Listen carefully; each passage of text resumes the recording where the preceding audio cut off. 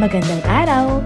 Sama-sama tayong matuto sa Teacher Sal Learning Resource Channel. Filipino 6, Term 1, Week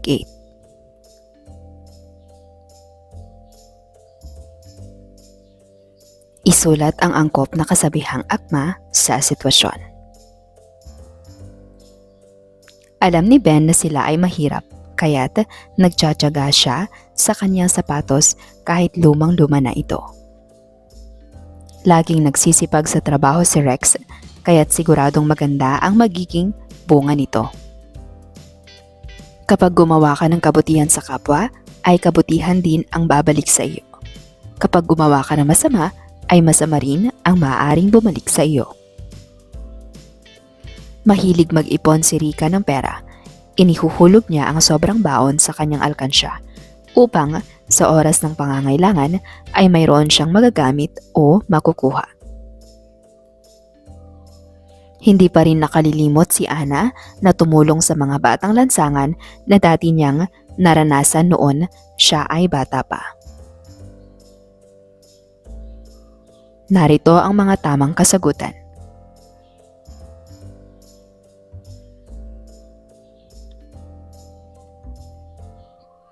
Ang hindi marunong lumingon sa pinanggalingan ay hindi makararating sa paroroonan.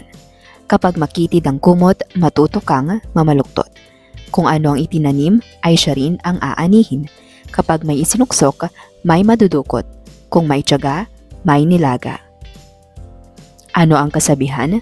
Ang kasabihan ay isang kakaibang kayamanan ng kultura ng mga Pilipino.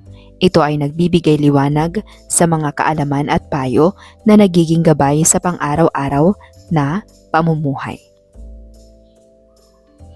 Kilalanin ang larawan at tukuyin kung ano ang gamit nais na iparating na mensahe ng larawan.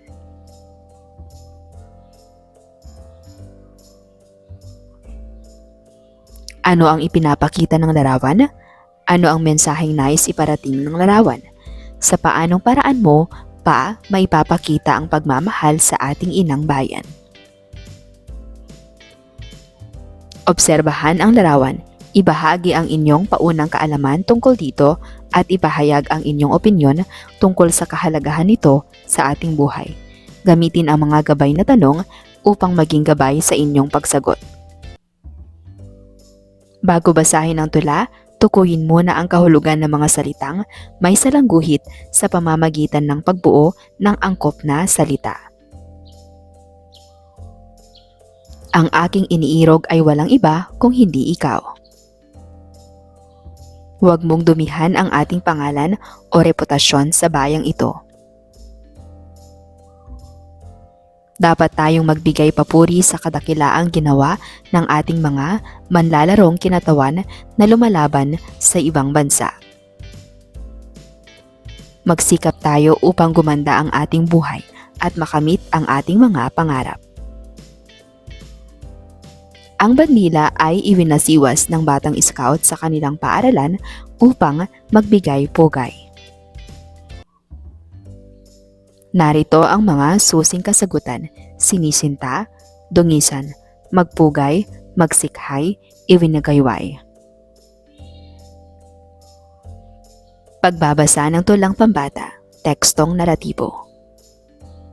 Ang ating inang bayan ni Shelani T. Nasilya. O aking sinisintang inang bayan, alay ko sa iyo ay katapatan. Ikaw ay ipagmamalaki saan man. Pagmamahal ko sa iyo'y walang sukatan. Kahit kailan, handa kang ipaglaban sa mga mananakop na mga dayuhan. Pangalan mo ay di ko dudungisan. Ihahandog ko sa iyo'y karangalan. Sa tuwina, sa iyo'y magpupugay. Kahusayan ay handang iaalay. Puso at buhay man sa iyo ibibigay. Bandila mo'y patuloy na iwawagayway. Sa bawat araw, patuloy na magsisikhay. Gagamitin ang iyong yamang taglay, ipagmamalaki ka naming tunay, sapagkat ikaw ay walang kapantay. Tungkol saan ang tula? Ang tula ay tungkol sa pagmamahal sa ating inang bayan. Ano ang mensaheng nais iparating ng tula? Ipinapakita ng tula na dapat nating mahalin, igalang at ipagtanggol ang ating bansa. Ikaw, paano mo maipapakita ang pagmamahal sa ating inang bayan? Maipapakita ko ang aking pagmamahal sa bayan sa pamamagitan ng pagsunod sa batas at pangangalaga sa kalikasan. Anong uri ng teksto ang tulang nabasa? Ano ang diskurso? Ang diskurso ay pang-apat na antas sa pag-aaral ng wika na ang focus ay kung paano makabuo ng isang mabisang pagpapahayag upang maiwasan ang sagabal sa pagtanggap ng mensahe. Sa pagbuo ng diskurso ay mahalaga na alam mo ang tinatawag na teksto. Ito ang mga pangunahing salita sa anumang babasahin na nagtataglay ng iba't ibang impormasyon. Maaari din itong nagbibigay ng mensahe o damdamin ng sinuman sa paraang pasulat o nakalimbag. Maaaring ito ay mula sa tulang pambata, dulang pambata, kwentong katatakutan o maikling kwento. Isa sa uri ng teksto ay ang tekstong naratibo na nagsasalaysay ng serye ng mga pangyayari ay ang tekstong narrative o naratibo. Katulad ng tekstong informative, ang layunin ng tekstong naratibo ay magbigay ng impormasyon. Isa rin sa uri ng teksto ay ang tekstong informatibo, exposition, na karaniwang makikita sa mga pahayagan o balita, sa mga magazine, textbook, sa mga pangkalahatang sanggunian tulad ng encyclopedia, gayon din sa iba't ibang website sa internet. Dahil sa mga katangiang ito ng tekstong informatibo, laging may nadadagdag na bagong kaalaman ng taong nagbabasa nito. Basahin ng tekstong informatibo, exposition at sagutin ang mga tanong. Maikling talambuhay ni Dr. Jose P. Rizal ni Shelani T. Nazalia. Si Dr. Jose P. Rizal o tinatawag na Pepe ay isinilang noong 19 ng Hunyo 1861 sa bayan ng Calamba sa lalawigan ng Laguna. Pangpito siya sa 11 anak ni na Francisco at Teodora. Si Pepe ay may isang kapatid na lalaki at 9 na kapatid na babae. Sa murang edad pa lamang ay kinakitaan na ng katalinuhan si Pepe. Sa gulang ng 3 ay alam na niya ang alpabeto at sa gulang na 5 ay nakababasa at nakasusulat na siya. Maaga siyang nag-aral at ang kanyang unang guro niya ay ang kanyang ina. Nag-umpisa siya ng formal na edukasyon sa paggabay ni Maestrong Justiniano Cruz na nakatira sa kalapit nilang bayan. Ipinagpatuloy ni Rizal ang pag-aaral sa Ateneo Municipal at sa Universidad ng Santo Tomas sa Maynila. Nag-aral din siya sa Europa tulad ng Universidad ng Paris sa Pransya at Heidelberg sa bansang Alemanya. Bagamat kabilang sa medyo mariwasang pamilya o may kaya, nangungupahan lamang ang pamilya ni Pepe sa lupain ng mga praileng Dominikano sa Calamba, kaya't batid ng bayani ang pakiramdam ng pangkaraniwang Pilipino. Ang kanyang pagkamulat ay mula sa karanasan at pagkatuto sa eskwelahan, gayon din na mga nasaksihan sa mga nangyayari sa Pilipinas. Naging malaki ang papel ng kanyang kuya Pasiano sa kanyang pagkamulat. Naantig din ang loob ni Pepe dahil sa pagkakabitay ng 3 paring martir na sila Gomburza noong 1872.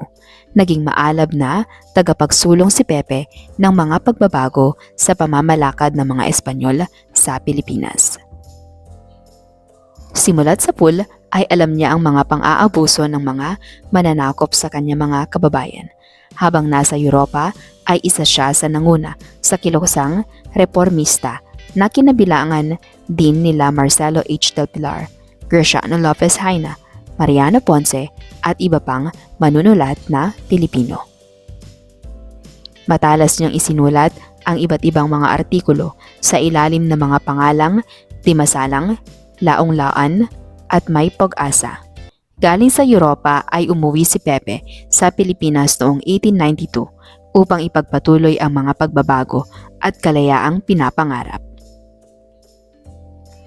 Noong ika-3 ng Hulyo, 1872 ay pinangunahan niya ang pagtatatag ng isang sosyo-sibikong samahan na tinawag na La Liga Filipina.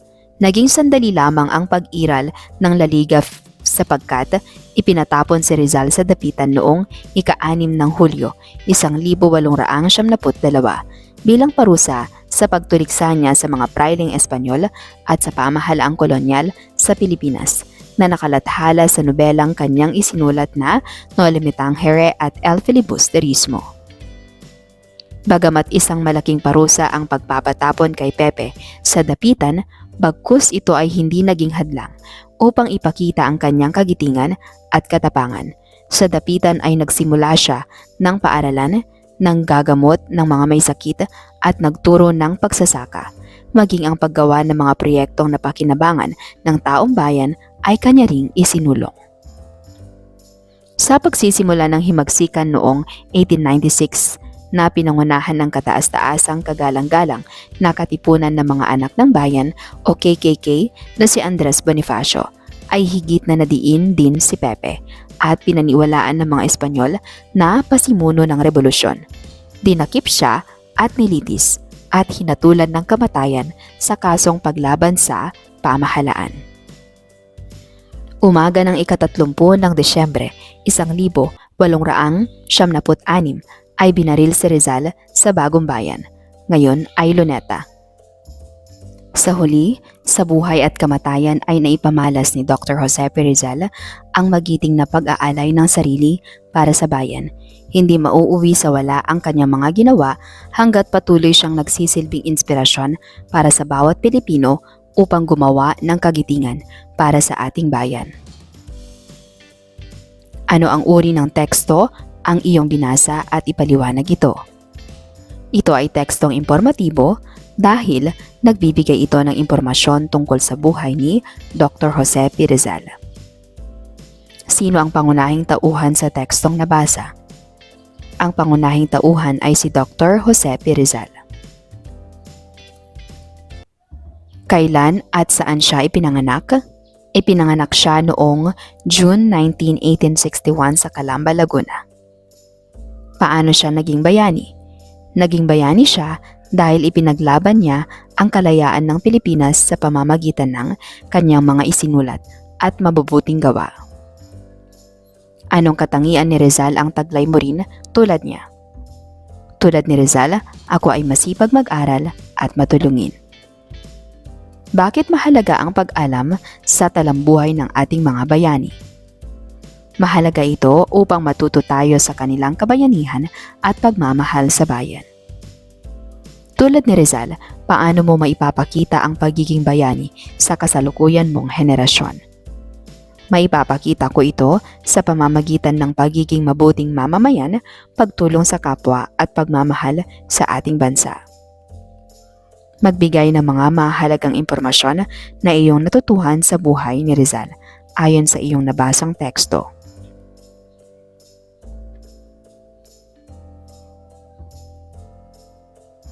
Gamit ang graphic organizer, punan ito ng tamang sagot batay sa kung anong uri ng mga teksto ang binasa at ano-ano ang katangian nito. Tukuyin kung anong uri ng teksto ang tinutukoy ng sumusunod. Isulat ang naratibo o informatibo, sapat lang. Sampaguita ang pambansang bulaklak ng Pilipinas. Si Catriona Gray ang itinanghal na Miss Universe 2018. Matapos ang halos 2 dekada sa GMA Network, lumipat na sa ABS-CBN si Regine Velasquez. Naganap ang contract signing niya noong October 2018. Nagtapos ng pag-aaral si Eliza Valdez sa Ateneo de Manila University. Ngayon ay naglalaro siya para sa Creamline Cool Smashers at Philippine National Team. Pinasimula ng pamahalaang Duterte ang laban kontra sa ilegal na droga. Narito ang mga tamang kasagutan. Mahalagang magkaroon ng kaalaman at kasanayan sa pag-uugnay ng mga salitang gagamitin sa pangungusap upang makabuo ng isang makabuluhang tekstong naratibo o informatibo. Kailangang angkop ang mga pang-ugnay na salita sa pagdudugtong-dugtong ng kaisipan upang malinaw na maihatid ang mensahe, lalo na sa pagsulat ng isang pananaliksik. Bumuo ng makabuluhang pangungusap gamit ang pang-ugnay na nasa loob ng panaklong. Sa makatuwid, kung gayon, ayon kay, tungkol sa, subalit. Basahin ang maiksing usapan ng magkaibigang Rex at Selena. Isang araw ay nakatanggap ng tawag si Rex mula sa kanyang kapatid na si Selena. Magandang araw, sino po sila? Magandang araw Kuya Rex, si Selena ito ang iyong kapatid. Kumusta? Bakit ka napatawag? Kuya Rex, inaanyayahan sana kitang umuwi dito sa Pilipinas dahil nasasabik na sila nanay at tatay na muli kang makita. Dito ka na magbakasyon at magdiwang ng Pasko. Alam mo namang masaya dito sa ating lugar. Nais ko rin sanang sabay-sabay tayong magsimba upang makompleto natin ang simbang gabi. Katulad ng ginagawa natin noong tayo ay mga bata pa. Aba, magandang ideya iyan. Plano ko ring umuwi ngayong Disyembre upang magbakasyon at makasama ko kayo ni nanay at tatay. Matagal-tagal na ring hindi ako nakakauwi sa Pilipinas. Asahan mo na sa unang linggo ng Disyembre ay nandyan na ako. Talaga kuya, maraming salamat. Tiyak na masusurpresa si nanay at tatay. Hihintayin namin ang iyong pagdating. Lagi kang mag-iingat dyan sa Amerika. Paalam! Oo, salamat sa pagtawag at pangangamusta mo. Hintayin niyo ang aking pag-uwi. Mag-iingat din kayo palagi. Paalam! Sino ang nag-uusap sa telepono? Sina Rex at Selena ang nag-uusap sa telepono. Tungkol saan ang kanilang pinag-uusapan? Pinag-uusapan nila ang pag-uwi ni Rex sa Pilipinas para sa bakasyon. Paano sinagot ni Rex ang tawag ng kapatid? Sinagot niya ang tawag ng magalang at binati si Selena. Ano ang dahilan ng pagtawag ni Selena sa kapatid? Tinawagan niya si Rex upang anyayahan itong umuwi sa Pilipinas para sa Pasko. Ano-ano ang mga paraan ng wastong pakikipag-usap gamit ang telepono? Magsalita ng magalang, makinig ng mabuti at gumamit ng magagandang pananalita at magpaalam ng maayos. Paano ang wastong paraan ng pakikipag-usap gamit ang telepono? Ang pakikipag-usap sa telepono ay lubos na naiiba sa pakikipag-usap sa tao. Para sa ilang mga tao, madali. Para sa iba, ito ay isang bagay na kailangang malaman. Kung nais mong pagbutihin ang iyong mga kasanayan, narito ang ilang mga paraan na dapat mong gawin upang maghanda para sa iyong susunod na tawag. Bago kunin ang telepono upang tawagan ang isang tao, tandaan ang ilang mga bagay o salitang sasabihin. Ang paghahanda ng ilang mga katanungan, lalo na para sa mga sandaling iyon ng katahimikan, ay maaari ring makatulong. Maging magalang sa pakikipag-usap, gumamit ng mga magagalang na pananalita. Alamin ang oras ng tawag. Ang mga kasual na tawag sa telepono ay maaaring tumagal ng mahabang panahon, depende din sa kung sino ang iyong kausap. Kung wala kang sasabihin, hayaan ang ibang tao na magsalita ng higit pa at simpleng ipagpatuloy ang pag-uusap. Isa-isip ang layunin ng tawag. Ang isang formal na tawag ay maaaring maging anuman, tulad ng paggawa ng appointment sa dentista o pagtawag sa isang kliyente bilang bahagi ng iyong trabaho. Planuhin ang iyong mga keyword. Kapag natukoy ang layunin ng tawag, ang susunod na hakbang ay upang tukuyin kung ano ang sasabihin. Makipag-usap ng simple at matagumpay. Pinakamabuting hayaan ang ibang tao na mamuno sa pag-uusap. Maging magalang at mas formal. Para sa formal na tawag sa telepono, ang iyong tono ng boses ay kailangang maging mas seryoso kaysa sa isang kaswal na tawag. Huwag mag-hang up sa tao at kung hindi mo sinasadyang mangyari ito, tumawag ka agad. Iwasang tawagan ng tao araw-araw kung walang pangangailangan. May mga trabaho din siya. Ayon sa inyong mga tekstong nabasa, saan kaya natin ito makikita? Sa anong lugar tayo pumupunta upang makapagbasa o makapanaliksik ng maraming babasahin o kwento? Tukuyin ang larawan at sabihin kung anong lugar ito. Ano-ano ba ang mga dapat ginagawa sa loob ng silid-aklatan? Mga tuntunin sa silid-aklatan. Iwasan ang paglikha ng anumang ingay. Ingatan ang aklat, magazine, pahayagan at iba pang kagamitan sa aklatan. Maupo ng maayos sa pagbasa at pagsulat. Huwag ilabas ang aklat, magazine o pahayagan nang walang paalam. Ipakita ang borrower's ID kung nais humiram ng aklat. Iwasang magkalat o kumain sa loob ng aklatan. Iwanang malinis ang mesang ginamit. Ibalik ang upuang ginamit ng marahan upang hindi ito lumikha ng ingay. Magsagawa ng usapan o role-playing hinggil sa sumusunod. Unang pangkat, pakikipag-usap sa telepono. Nais mong imbitahan ang iyong kaibigan para sa nalalapit na piyesta sa inyong lugar. Ikalawang pangkat, pakikipag-usap sa telepono. Nais mong ipagmalaki sa iyong kaibigan ang mga pagdiriwang na panrehiyon sa inyong lugar. Ikatlong pangkat, pakikipag-usap sa telepono. Nais mong iulat sa iyong guro ang resulta ng iyong pananaliksik hinggil sa kultura ng mga katutubong Aita. Narito ang pamantayan sa pagmamarka. Mula sa tekstong impormatibo tungkol sa maikling talambuhay ni Dr. Jose P. Rizal, basahin at tukuyin ang mga salitang may salangguhit. Ano ang tawag natin sa mga salita at, pagamat, o, gayon din, kaya't, dahil, habang, upang at para sa? Ano ang pangugnay at mga uri nito? Pangatnig.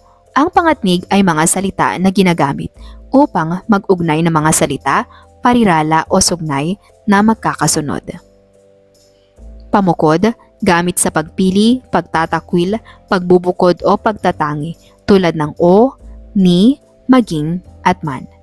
Panimbang, gamit sa pag-uugnay ng dalawang salita o kaisipan na magkasing kahalaga tulad ng at, saka. Panubali, gamit sa pagsasabi ng pag-aalinlangan tulad ng kung, kapag, tila, at sana. Paninsay, gamit sa pagsalungat tulad ng ngunit, suwalit, at samantala. Pananhi, gamit kung magbibigay katuwiran tulad ng dahil sa, sanhinang, sapagkat, at palibhasa. Panapos, gamit upang ipahiwatig ang nalalapit na pagtatapos ng pagsasalita tulad ng sa wakas at sa lahat ng ito. Panlinaw, gamit upang ipaliwanag sa isang bahagi o kabuuan tulad ng kung gayon, sa makatuwid at sa madaling salita. Pamanggit, umuulit o nagpapahayag lamang ng pananaw ng iba. Maaaring gamitin ang mga pangatnik na pamanggit na daw, raw, saganang akin, saganang iyo, at di umano. Pangangkop. Ang pangangkop ay mga salitang ginagamit upang mas maging malumanay ang pagbigkas ng mga salita, gaya ng nang, na, at g. Na. Ang na ay ginagamit para mag-ugnay ng dalawang salita na ang una ay nagtatapos sa katinig maliban sa letrang N. Ito ay sinusulat na hiwalay mula sa mga salitang pinag-uugnay. Halimbawa, araw na maaliwalas, lakas na loob. Nang. Gamit ang nang bilang dugtong sa mga salitang nagtatapos sa mga patinig tulad ng a, e, i, o, u. Ang G o G naman ay ginagamit sa mga salitang nagtatapos sa katinig na N kung saan ang N ay dinudugtungan ng letrang G. Pang-ukol. Ang pang-ukol ay ginagamit upang malaman ang pinagmulan o patutunguhan, kinaroroonan o pinagkakaroonan at pinangyayarihan o kinauukulan ng isang kilos, pag-aari o layon. Ang mga halimbawa nito ay ng, sa, kay, ni, nina, kay, kina, ayon sa, ayon kay, sa harap, na may, at iba pa. Buuin ang pangungusap sa pamamagitan ng pagtukoy sa angkop na pang-ugnay. Nais kong bumili ng bagong aklat. Patlang wala pa akong sapat na pera. Natuwa ang lahat patlang siya ay dumating sa pagpupulong. Naglilinis ng bahay si nanay, patlang nagkukumpuni naman ng sirang upuan si tatay. Kailangan kong mag-aral ng mabuti, patlang makamit ko ang aking pangarap. Ang kanyang ginawa ay patlang, batas kaya't nararapat lang na siya ay maparusahan. Narito ang mga tamang kasagutan.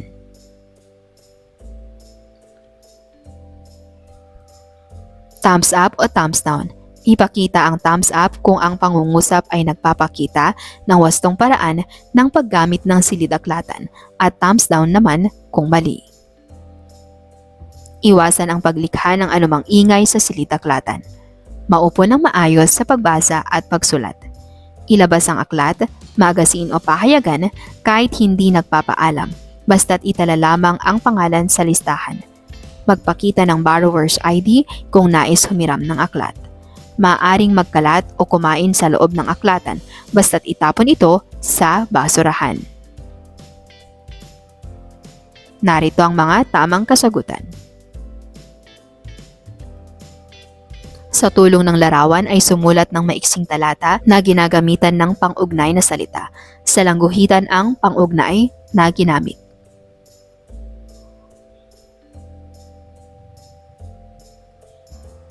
Ihanay ang bawat katangian kung ito ay naratibo o impormatibo. Isulat ang letra ng tamang sagot sa loob ng bilog.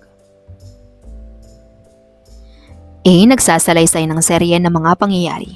B. Nagkukwento tungkol sa tiyak at pagkakasunod-sunod ng mga kaganapan. C. Naglalaman ng tumpak at tamang impormasyon tungkol sa bagay, tao, lugar, pangyayari at iba pang mga paksa. D. Ito'y hindi maaaring lagyan ng opinyon kung kaya ang tono nito ay kadalasang objektibo at formal. E. Ito ay nakatuon sa kung paano nangyari ang mga tagpo, komplemento sa panahon, tagpuan at mga tauhan. F. Kadalasang sinasagot nito ang mga tanong na ano, sino at paano. Narito ang mga tamang kasagutan. Dugtungan mo ang mga pangungusap. Piliin ang tamang sagot mula sa loob ng ibabang kahon at isulat sa sagutang papel. Ang mga pagpipilian ay pangatnig, pang-ukol, pang-angkop, pang-ugnay. Ang patlang ng iba't ibang bahagi ng pagpapahayag ay mahalaga upang makita ang pag-uugnayang namamagitan sa pangungusap o bahagi ng teksto. Ang mga uri nito ay ang patlang na gamit upang malaman ang pinagmulan o patutunguhan, kinaroroonan o pinagkakaroonan at pinangyayarihan ng isang kilos. Ang patlang naman ay mga salita na ginagamit upang mag-ugnay ng mga salita, parirala o sugnay na magkakasunod at ang patlang ay mga salitang ginagamit upang mas maging malumanay ang pagbigkas ng mga salita. Narito ang mga tamang kasagutan. Punan ang batlang ng wastong pang-ugnay upang mabuo ang pangungusap. Datapwat, bagaman, sapagkat, kung gayon maging. Tapos na ang klase, patlang ang mga bata ay pwede nang umuwi. Pinigay niya ang kanyang baon, patlang siya ay gutom na. Walang problema sa akin, si Jenman ang mananalo sa patimpalak. Umapaw ang ilog sa dam, patlang walang tigil ang ulan. Maraming suliranin ang buhay ng tao, patlang ito'y hindi hadlang para tayo ay madaling susuko. Narito ang mga tamang kasagutan.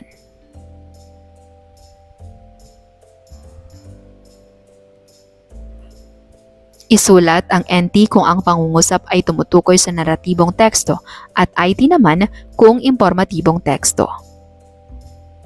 Layunin nitong magbigay ng konkretong impormasyon tungkol sa isang tao, bagay, lugar, hayop o pangyayari. Sinasabing objective ang mga tekstong ito dahil walang halong anumang opinyon ang pagsasalaysay sa uri ng tekstong ito. Maaari din itong piksyon at di-piksyon. Isang uri ng teksto na nagsasalaysay ng serye ng mga pangyayari. Karaniwang makikita o mababasa ang mga tekstong ito sa mga babasahing tulad ng textbook o batayang aklat, magazine, pahina ng balita sa mga pahayagan, encyclopedia, almanac, maging mga sanaysay. Narito ang mga tamang kasagutan.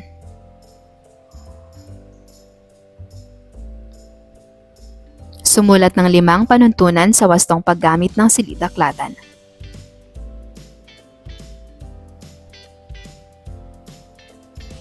Piliin at isulat ang letra ng tamang sagot. Pangatnig na gamit sa pagpili, pagtatakwil, pagbubukod o pagtatanggi tulad ng o, ni, maging at man. Pamukod, panimbang, panubali o pananhi. Pangatnig na gamit sa pag-ugnay ng dalawang salita o kaisipan na magkasing halaga tulad ng at, saka.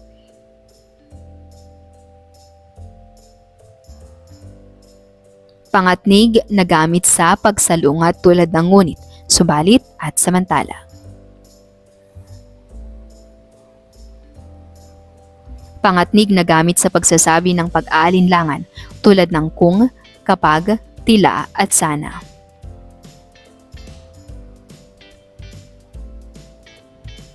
Pangatnig na gamit sa pagsalungat tulad ng ngunit, subalit at samantala.